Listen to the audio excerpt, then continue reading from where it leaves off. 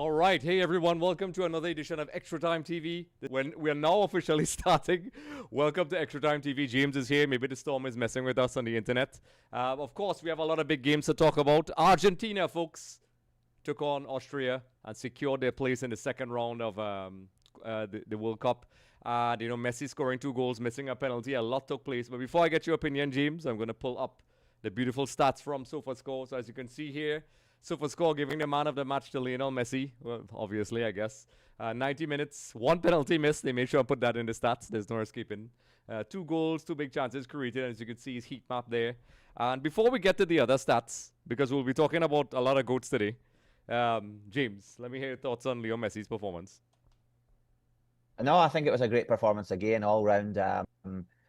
As I say, looking every bit the player that we expected him to be in the tournament, even maybe looking a little sharper actually, but it's been a joy to watch. And what I think is more beautiful is the fact that the team complimenting him as well, and he complimenting the team. So it was a great performance. Obviously, there's that little blip on the radar with the penalty miss, but these things happen in football. He stepped up after that and he scored his 2 goals beautifully. So that's football.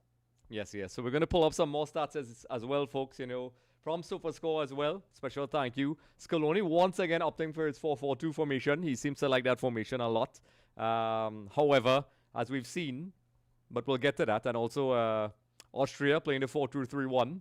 And I have to say, before we get into all the tactics and so on, I was very impressed with how Austria set up. Before the match, James, you and I told a lot of people off air that this was going to be a difficult game. And I think even though Argentina won in the end, I think the way that Austria was set up, the way how they structured their team, it had to take something special to bring them down. Because yes, okay, they got the penalty in the beginning, but Argentina had to be very patient and probe and eventually come up with some special goals in the end to get past what I thought was a very organized Austria. And I felt, listen, I'm an Argentina fan, but I was not afraid to admit a little bit nervous and also very impressed with the tactics of Austria. Let me hear your thoughts. Yeah, it was a typical Ralph Rangnick kind of system, very high pressing. And they looked very, very good at it at the start, as if he's drilled them very well. So, but my concern was once you beat the press, this is where Argentina came into their own. They found their way to beat that press, and obviously then opportunities came. But there was so many good performances early on, I thought, from Austria, But, ultimately, I suppose game IQ, game management came into it, but it was a very tactical game at the beginning, And like I said, I thought SeaWorld from Austria was fantastic. He was pulling the strings in midfield, and they had a good solid line, Alaba at the back, and then they brought Danzo in, and I thought Danzo did pretty well for the large part of the game. But I think it was a tactical chess match initially until Argentina then started to break the lines and then play through the press. And then obviously we saw what happened. But it was a good game. It was a good one, especially for the neutral as well. There was a lot of good football, some good saves as well. Even I think Martinez had a really good save at one point. So it was a good game all in all. But you're right, it was a good tactical, ploy from Ralph Rangnick to try and beat Argentina, but he wasn't able to come up at the end of it. Yes. And I was very impressed with how they did things, both teams. And it was for people who appreciate the tactical side of the game. You saw how Scaloni adapted. You saw how, with the water hydration breaks, how both coaches did their instructions. And we're seeing how coaches have to adapt to this new change. And, we have some more stats we're going to pull up here before we wrap things up. The overall stat, Argentina 54% possession, Austria 46%, Argentina 12 shots on target, 12 and 5 shots on target, versus Austria with 6. 3 big chances created, which resulted in 2 goals. Well, and then it could have been with the penalty. 89% accurate passes, and SofaScore with a rating of 7.08, and for Austria 6.56. And of course, my favorite, the momentum map here, which includes the shot map as well. And the reason why I brought this up again, and for people in TikTok as well, I know you're looking at this live right now. Enjoy. We're doing a late stream. There's a storm, so we really appreciate you sticking with us. So, in the green, it's Argentina. As you can see, in the past, you would expect Argentina to dominate these things. But they have, under Scaloni, they're not afraid to concede possession to the opposition team, which is not something you usually used to associate with Argentina. Before they would try to take initiative, they would attack. They're known as our attacking team, but this map shows even though Argentina had less possession, you see how effective they were on the shot maps. You could see a lot of Argentina's shots were in the box centrally and around, leaning towards the left side, and there was one shot from outside, and the limited shots from Austria in there, which I thought Arnautovic and those guys would have made some problems in the end, and they did cause some difficulties, but not enough to break the Argentina defense. So Argentina got the 3 points in the end, securing qualification. Messi, 5 goals so far in the tournament, surprising a lot of us, including myself, who's an Argentina fan. I monitored him for the entire of the MLS seasons since the last World Cup, and I was a bit worried. These are top players, decent opposition. And I seen him running past players, dribbling. He played for the 90 minutes. He's getting stuck in. Every time he gets stuck in, I get a little nervous thinking he's going to get injured. But it seems like whatever physical work he's going on so far is working. Also, Cristiano Romero came off, but I got an update while we were setting up this stream that, Cuti Romero, it's a preventative measure, and they will probably rest him for the next game against Jordan. So, James, now that they've secured the result, Scaloni, that seems to be his lineup for the group stages. Do you think Messi's going to play in the next game? How do you think Scaloni is going to approach the next game? It's a difficult question because, obviously, I think tactically and, to preserve the squad, he should probably rest Messi. But, if you're Messi, you've got 5 goals, obviously, in the 2 games. Do you really want to be rested? And I think that might come into it too. So we'll have to see. But if he continues on that kind of form, I can only imagine how many goals he's going to bag before the end of the tournament. So, I think throwing caution to the wind from a coaching perspective would be the best idea because, let him rest the next game and then it preserves him unless he has to come on. It's, if, let's say, they're not able to get, because they'll want to get 9 points, they'll want to win the group, in a sense. Which they've already qualified, but they want to get as many points as possible. So, but saving him for those future games, I think, would be a good thing. It'll give him the legs because, like we said, he's not getting any younger. And I think it's actually his birthday today, if I'm not mistaken. Yeah. So he is, he is a day older in a sense, or a year older, if you want to say that. But I think it would be the prudent thing to rest him. But again, it's that desire to play. We'll see. So I'm seeing a couple of people joining as well in TikTok. There's Bits NFT joined. So I'm just letting you all know we are seeing you guys on the TikTok as well. And folks, people who are on the TikTok stream, I'll take a moment to let you all know this. For whatever reason, the first set of TikToks got a lot of support, 10,000 likes and so on. But of course, there was a little bit. TikTok was not, apparently they thought it was not our stream, James. So, people in the TikTok, be sure to keep the comments going as well. Because apparently we're doing too well. So I'm just continuing to engage the people on TikTok as well. Wow. We know it's a late night stream. And a lot of people are asleep. So if you miss the stream as well, you could join in tomorrow. So, folks, Argentina, like James and I discussed, are into the second round. We'll see who their opponents are. Maybe it's a second place team in the group with Spain and Uruguay, which is up for grabs at the moment. So we'll see how that goes. So let's go to the next topic. We spoke about GOATs. Let's talk about the other one. Portugal hit 5 past Uzbekistan today. So, of course, I'm going to ask you, James, without getting into it. In fact, before I get into it, let's pull up the stats really quickly. Of course, who else? SofaScore. Cristiano Ronaldo played the full 90 minutes. Got a lot of stick in the first game, but he scored 2 goals today. 7 shots, 5 on target, 2 goals, 3 big chances. Missed. First time I saw that stat on SofaScore. 1.33. But the point is he got on the goal. He got an overall rating of 8.5. You can see on the heat maps there, that's where in that central spot where he is. And he also, drifted out wide a lot as well, as you can see on the map as well. So, before we get into all the other stuff, we have to talk. We spoke about one. Let's talk about the other. Cristiano Ronaldo, what did you think about his performance today? I thought it was a very efficient performance, but I thought what I liked more so was the way the team, played with him and he played with the team, meaning that, they seemed to be back on the right wavelength, but tactically, I think there was a little bit of tinkering from Martinez, which allowed, Ronaldo to play better because it seemed as if he had allowed Bruno to play a little bit closer to him this time. And I mean, the last time he stood right next to him at times, but this time he was playing obviously in his usual 10. But Ronaldo kept switching. So sometimes Ronaldo would drop into the 10 and Bruno would go up top and vice versa. And I think the inclusion of obviously Felix, because obviously he plays with him at Al Nassr, helped dramatically in that game as well. But it was a really good performance. He actually could have scored the goal of the tournament. I mean, people reached out to me. There was a moment when he was through on goal and he kind of flicked over the goalkeeper and it ended up hitting the bar.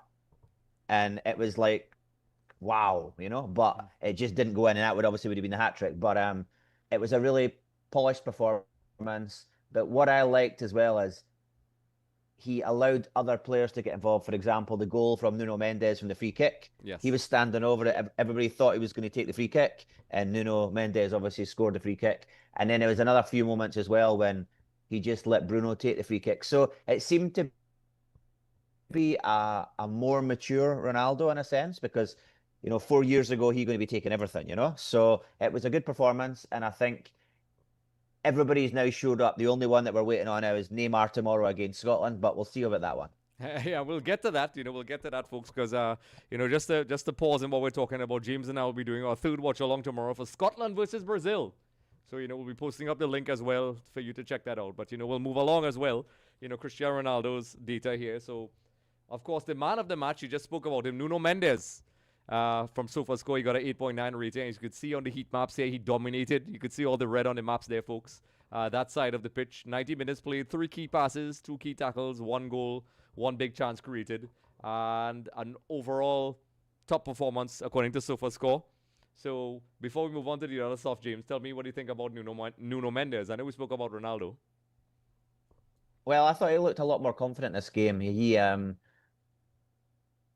got down the line. I mean, one of the key things in this match was there was a lot more crosses. The first game, it was as if they were reluctant to cross the ball into the box. They would get into wide areas and they'd work it and they'd overwork it and then they'd work it again and then they wouldn't cross it. This time they actually crossed it, and I think he put in a really good shift. He got past.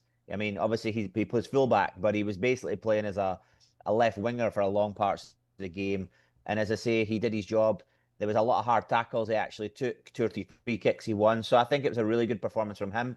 And we generally say that he's probably the best left back in the world. So, a good performance, and he'll be happy taking that into the next few games. Yes, yes. So, of course, stats, folks. SofaScore once again giving us everything. So, overall in the match day, it was a dominant performance by Portugal. 66% possession, 34% possession for Uzbekistan. Coached by Cannavaro, folks, in case you all didn't know that. 17 shots for Portugal, 9 on target, 7 for Uzbekistan. Expected goals 2.41.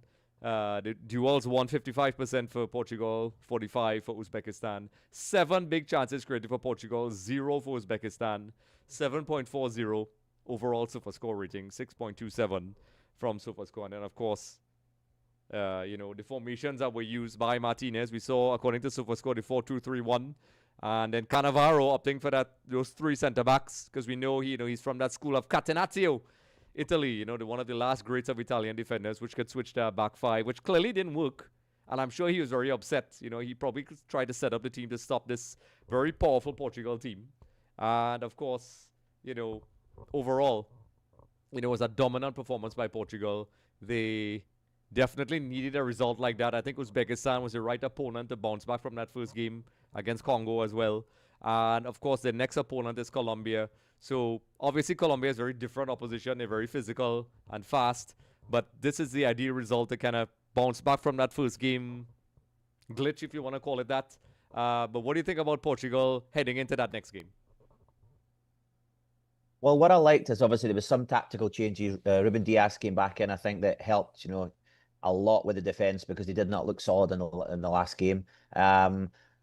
I liked, as I say, the inclusion of Felix, and I just think everybody just started to click this game. I mean, what I would say, as I say, the Pedro Neto, for example, played. I still have my doubts about him because he seems to beat the man and then want to beat the man again and then not cross the ball. And he's the one that I think that, they brought in Trincao, they brought in Bernardo Silva. I don't know if he will be the one that probably drops out the next game and, they try somebody else there because he's been tested on the right, he's been tested on the left, and he's not, in my opinion, up to par yet. But I mean, there's another game to go. But I think they'll have to be on their game against a Colombian side. Now, ironically, Colombia are playing right now, and it seems to be 0-0 so far with DR Congo. So I mean, it's a great result in that respects for everybody, in the group. So, but I think Portugal are just getting it right now. That I mean, it took them. One of the things I saw, sorry, was the players seemed a lot more comfortable. They seemed a lot more happy. Like for example, I thought Ronaldo took his second goal absolutely fantastic. But if you watch the ball from Bruno Fernandes, it was absolutely inch perfect. Phenomenal pass. And as I say, everybody just clicking, and I'm glad that it's finally got there, because it would have been really sad, not just obviously for the Ronaldo fans, but for the tournament, because you want to see the best players on their game, so then we can say when we get to the end of it, this is a definitive best team, in the tournament. So everybody showed up now. And as I say, I think it's going to be a real nice battle all the way down to that final on the 19th of July. Yes, yes. And I saw a couple of people on TikTok, just to keep people engaged, folks. We're live on TikTok, Facebook, Twitch, and YouTube. We're going nuts, folks. See, Camilla is on the TikTok as well, joining in and taking a look at us on all these different, platforms. So, folks, let us know your thoughts in the comment section below. What do you think about Portugal? What do you think about Ronaldo? Do you think Ronaldo is back, CR7? I think he is. And there's a lot of, a lot of football to play. They have that big match against Colombia. So, we'd like to see how that game turns out. And, this is a longer tournament. So we have the round of 32. So it's a little bit of a challenge. We may see some heartbreaks. And as James rightfully said, Messi showed up, Ronaldo showed up, Haaland showed up, everybody else showed up. And now it's Neymar. I'm guessing James may hope he doesn't show up against Scotland. But we'll get to that. I think it might be Neymar, but we'll see. And that's the Scottish phrase there. So, all right, folks, like I said, be sure to like, subscribe, and share. Like I said, this is a late night episode, so I know if people missed it, that's okay. You could join in, and we're trying to bring you the football content or daily content. We can't talk about all the games, but we try to break it down as much as possible. So, like I said, like, subscribe, share in all the forums. We're going to try to get to that 10,000 mark on all the platforms. We are already approaching 3,200. So we got a decent amount so far. So we're going crazy, folks. So like, subscribe, share, and you'll automatically qualify for chances to win prizes such as a free jersey of maybe a club or country if you qualify. So we'll do that. So James, we're going to go to the next topic. The next topic, of course, is England. The Three Lions held to a draw today from Ghana. Terry isn't happy. England probably are not happy right now. After that, I think a very good result against Croatia, a great result against Croatia. The AFCON teams once again showing, listen, we're here to not just be here. But they've always been strong, but I think it's a great statement from Ghana. But if you are an England fan, should you be worried? My heart bleeds for them, but no. Sorry. Nah, I'm joking. I'm just a bit of fun there. No, well, I mean, I think after the first performance they put in, they would have been very happy. This one was a stalemate, obviously. I mean, I've watched it back twice now. They bombarded Ghana's goal. I mean, that's all I can say. But you've got to give Ghana their credit. They were resilient. The goalkeeper had some fantastic saves. The ball hit the bar. And then there was that little scare later on when Ghana went through and just about scored two. So I think this is tournament football. This happens. You're not going to be on your best game early on right away. But they live to go another day, as they say. They'll be disappointed they did not get the result. But that first victory and now a point is. I mean, they're basically in their next round already. Once you get to 4 points, you're there. So they'll not be too disheartened, but they'll just be hoping that they can play more together as a team and probably find the net a bit better, because when you've got somebody like Harry Kane not scoring in a game, there's a problem, because we know how prolific he can be. So, I mean, disappointing result, but, they've got a lot to look forward to in the tournament. Yes, of course. Our favorite time, stats time from the lovely folks at SofaScore. England, Ghana, overall stats, 79% possession. Ghana 21. So just highlighting what James said there, 19 shots, 3 on target, which also says a lot. That they only had 3 on target, even though it was 19. And we'll take a look at the shot maps in a moment. 2 for Ghana, 1 on target. Even though they had 19 chances, this is the key one here. only two chances, big chances, were created for England versus one for Ghana. So it means that they really shut up shop as well. And 56% of the duels were won, of course. The overall rating for England 6.83 for Ghana. And of course, let's pull up some more stats here. The formations that were used. I'm trying to pull it up really quickly. Oh, so the man of the match, sorry. Mark Gay, the centre back for England, got the man of the match from SofaScore. So he played for the 90 minutes. He got 143 touches. And, you could see on the map here, a lot of his positional play was, in that particular area you all are seeing on the map there. And I guess SofaScore, he said 12 out of 14 duels won. So SofaScore basically guaranteed that, this defender, outshone the attacking players. So James, after what you said, seeing those stats, is it a little worrying, perhaps, that, if a team decides to lock up shop, that a team like England, with the kind of players they have, were not able to find a solution? Because we know we speak about Harry Kane, but there's a lot of players who could play out wide. You have players like Saka and so on who have those solutions as well. Tuchel's the kind of guy who I think is trying to get England to play that attacking football. Terry said it in the live stream. He said that he thinks, and it's great coming from a former English player, that sometimes the psychological aspect of being an English player comes in. And, I mean, it comes in with all teams, but more so with England.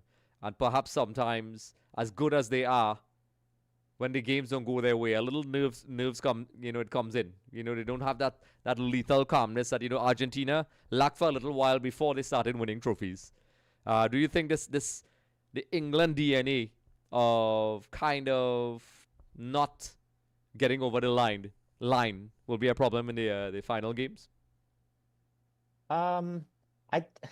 They've got so much quality in the squad. I can't see it being a major problem. I mean, I think this was just one game. I mean, if it happens 2 games in a row, okay, I'll put my hands up and say, they have a problem. But one of the things I would say is, when the squad selection came in from Tuchel, I was a little bit shocked at some of the creative players he left out. Obviously we saw Foden and Palmer being left out. And to me, these are 2 very creative players. Now, they obviously brought in guys like Anderson. They've got Rashford there. I mean, I'll be honest with you, I watched Gordon, and this is the second time I've watched him now, obviously after his big money move to Barcelona. I haven't been impressed. I mean, he had a shot that I seen, and okay, it was right into the goalkeeper's arms. Didn't really do it, and it caused him any problems. I think Madueke on the right hand side again looked pretty average. Obviously, Saka came on. So I think there could be potentially missing those 2 that they left home, because we know how good Cole Palmer is, and then obviously Foden has that elusive kind of, although he plays as a winger, he can cut inside, he can open up or unlock defenses, as we say. So I think because Tuchel went for some more technical players, like, as I say, Anderson, and I think maybe they missed one with not having them there. But we'll see what happens in the next game. But I mean, there would be some alarm bells ringing, but not to the extent that they're going to go out the tournament or anything. I think they will have a long tournament. I think, like I said, 9 times out of 10, you give Harry Kane the ball, he's going to score. It just happened to be this time, Ghana's defence were solid. Like I said, the goalkeeper has to be given a lot of credit. And I actually saw one of the English players after the game. I think it was Bellingham, when they told Bellingham, obviously he was one of the best players in the game, and he basically said, "You shouldn't be telling me that. You should be telling the Ghana players that," because he thought they were so good, And like I say, it was interesting that obviously Thomas Partey came in. They said he might not play because of obviously the immigration issues and obviously his conviction or potential conviction in England as well. So, but again, he had a really solid game, which will kind of go against England because they'll be unhappy with that, because a lot of them didn't want him to play. Even Jed Spence didn't want to shake his hand in the warm up. So, but ultimately, it's a great point for Ghana, and obviously their new coach Kurez, who we know very well, ex-Man United, will be very happy with that point. Yes. So, just to pull up some more stats here, we have the momentum map from that particular game.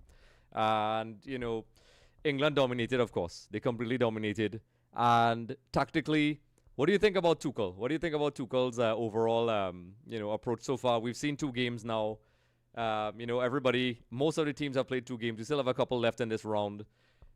What do you think about Tuchel versus Southgate? A lot of people criticized Southgate in the past. They said, oh, he was too defensive. He didn't take enough risks when it mattered. And of course, I know it's still early, but it's a tournament that goes by really quickly. Are you seeing anything that indicates that, hey, Tuchel is a guy to get them over the line this time? Well, I would say up until this game, I would have said they looked more prolific, and I thought they looked solid, in some of the practice games as well. But one of the big glaring differences I've noticed in this team is the fact that Southgate had a set team that he played, and you could have virtually bet your bottom dollar who he going to play in every game.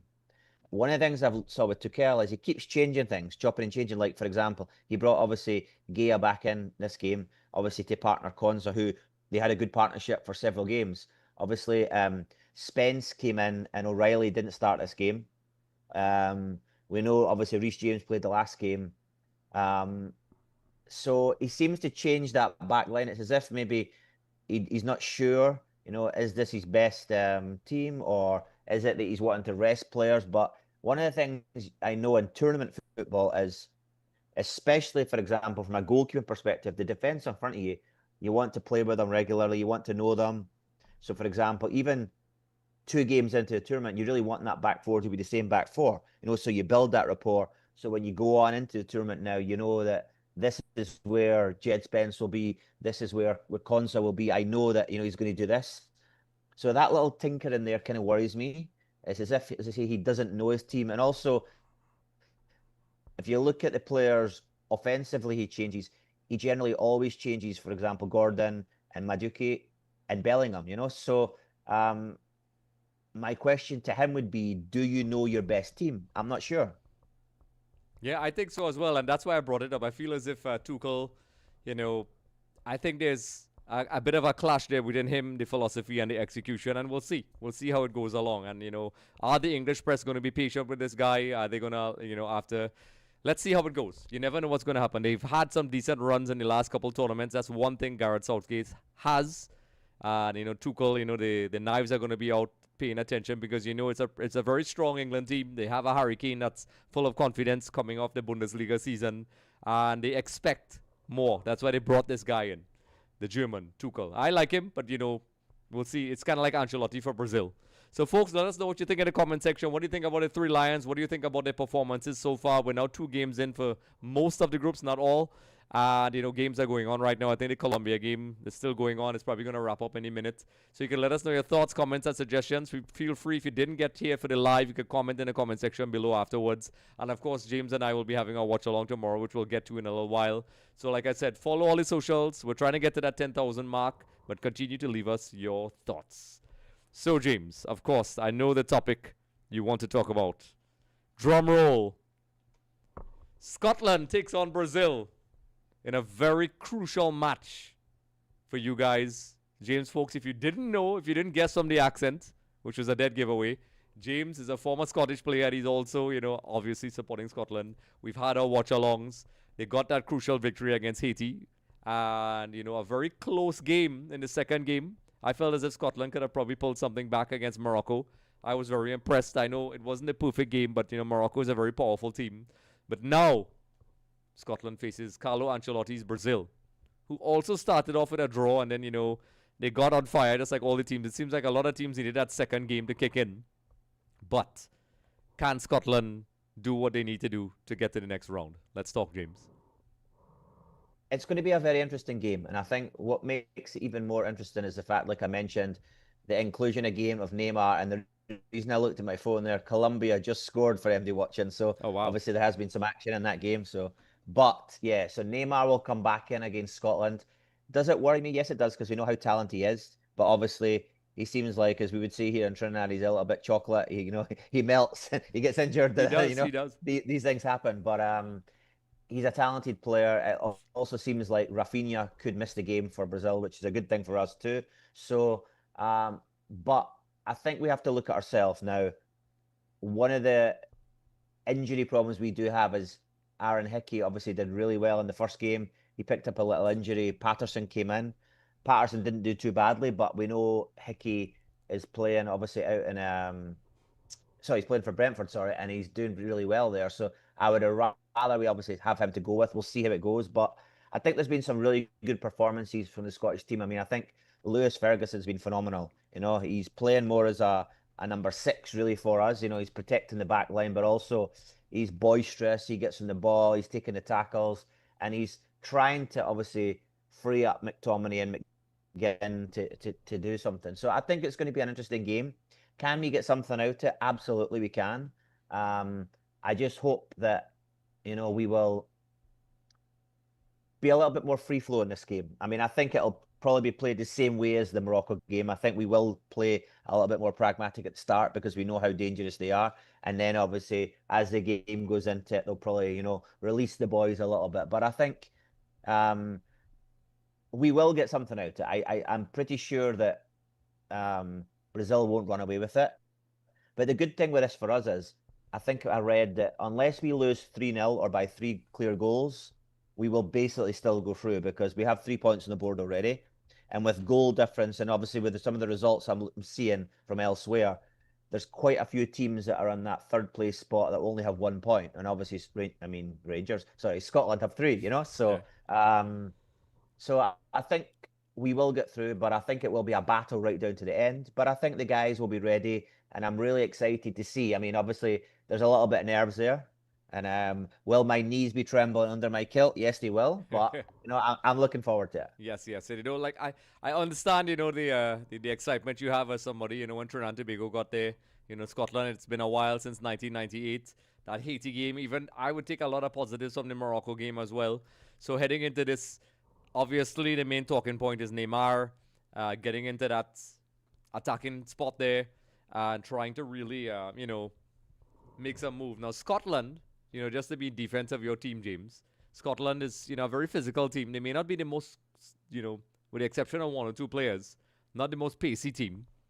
But how do you think, they're going to approach this game tactically, knowing that Ancelotti's team are not afraid to sit back and concede possession and attack with lethal speed with Vinicius? Well, those types of players going down the wing and then Neymar coming back.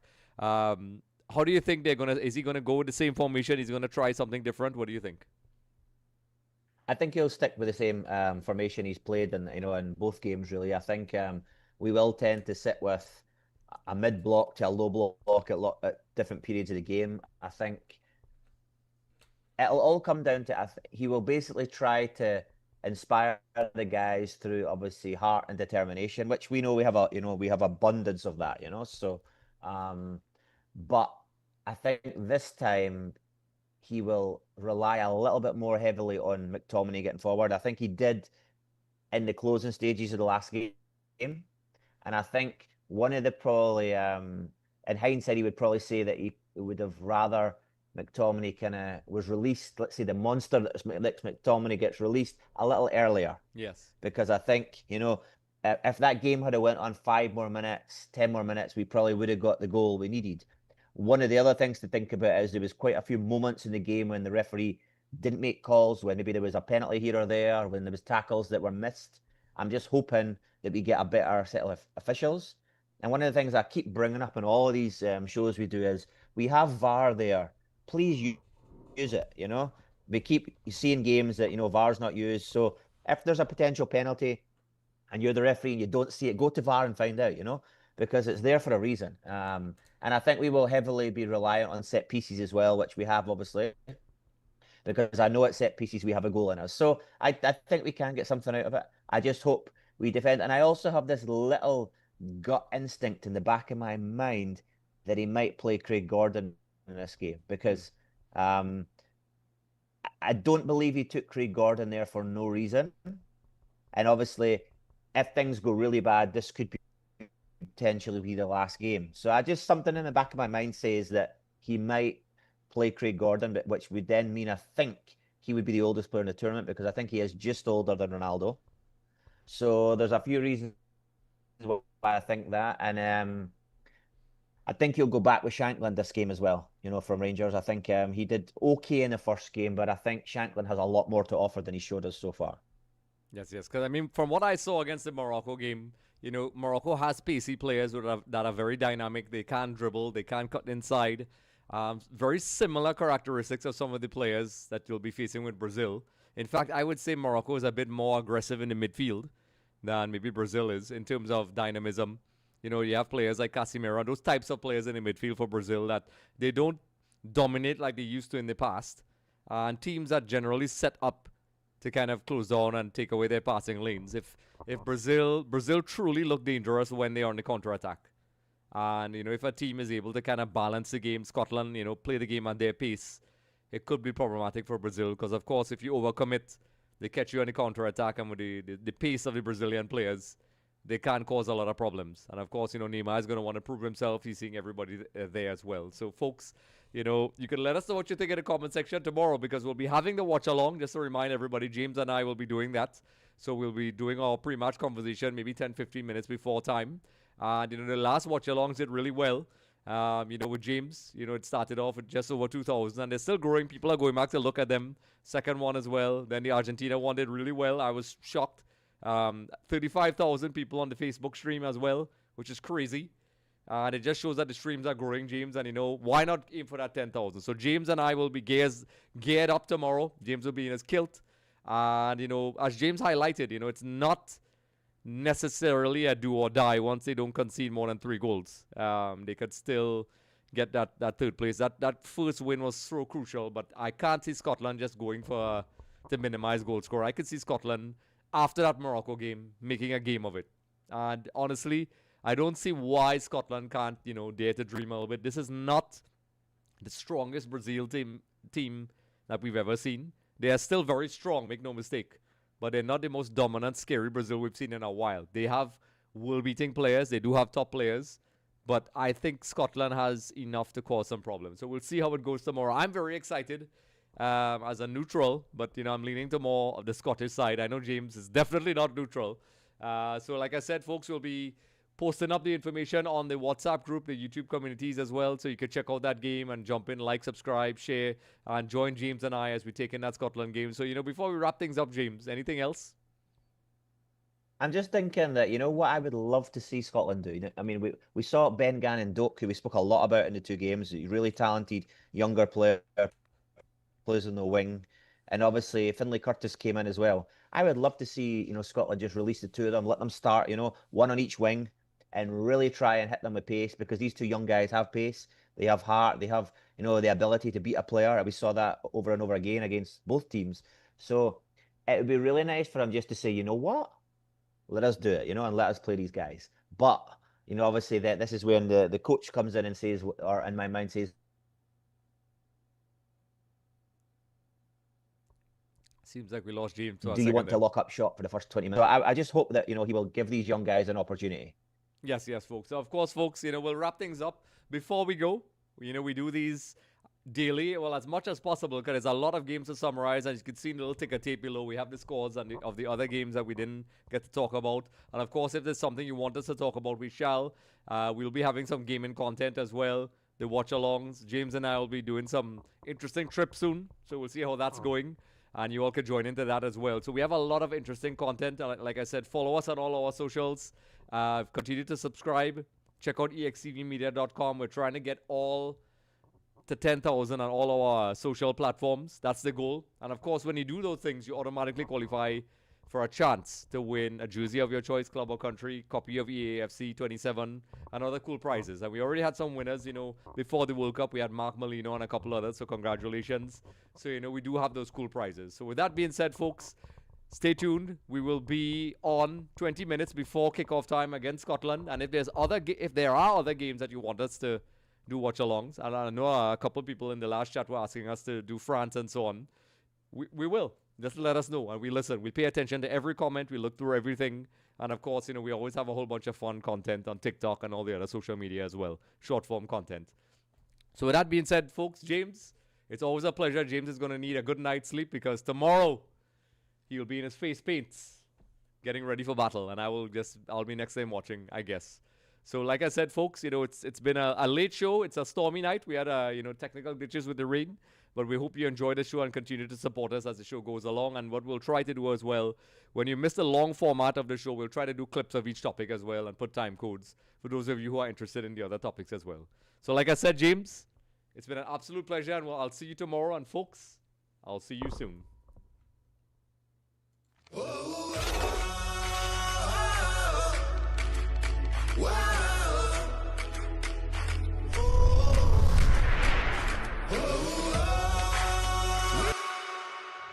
everyone, thanks for watching Extra Time TV. Don't forget to like and subscribe.